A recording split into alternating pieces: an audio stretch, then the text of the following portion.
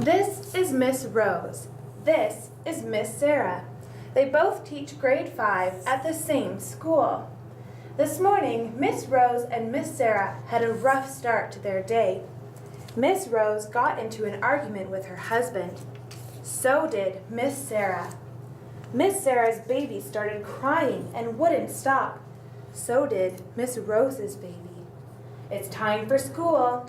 Miss Rose angrily gives her baby to her husband and leaves in a huff. So does Miss Sarah. When she gets to school, Miss Rose slams the door to her car and marches up the stairs to her classroom. But Miss Sarah doesn't.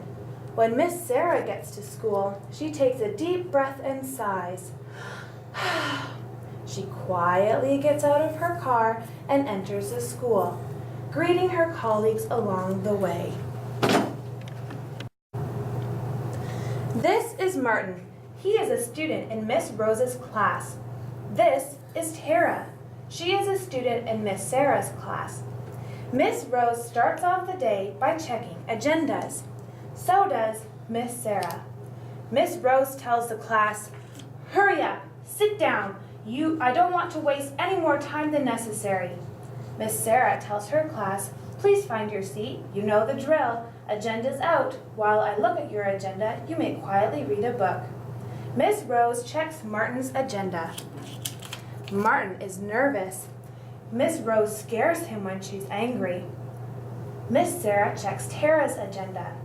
"How was your weekend, Tara?" Miss Sarah asks. Tara smiles. "It was great." Time for language class. Miss Sarah asks for a volunteer to hand out some papers. 10 hands shoot up. "Tara, would you pass these papers out?"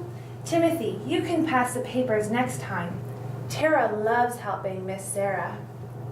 Miss Rose asks for a volunteer to hand out some papers, but no one raises their hand.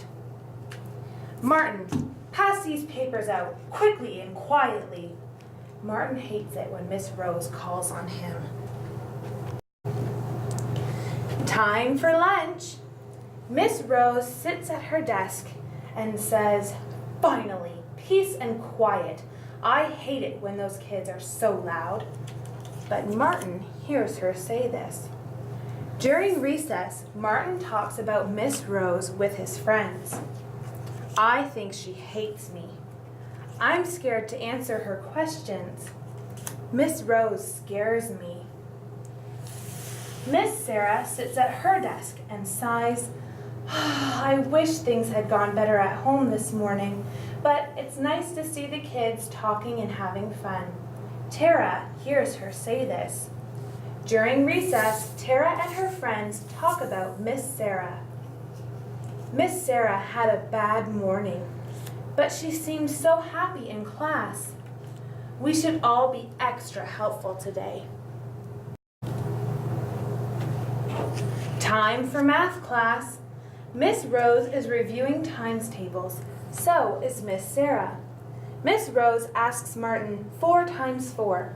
Miss Sarah asks Tara 4 times 4. Martin struggles to answer.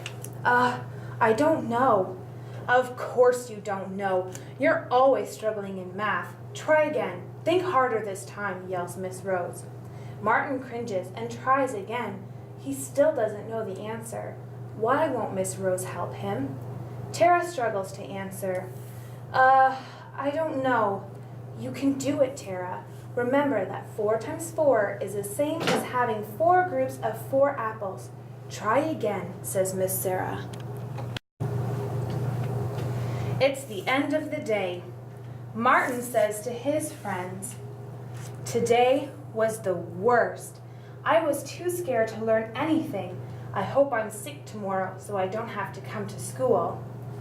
Tara says to her friends, "Today was great. I will never forget that 4 times 4 is 16. I wonder what will happen tomorrow." The moral of the story is, no matter what happens at home, remember your students need you to care for them and teach them. Don't let your personal problems interfere with student learning.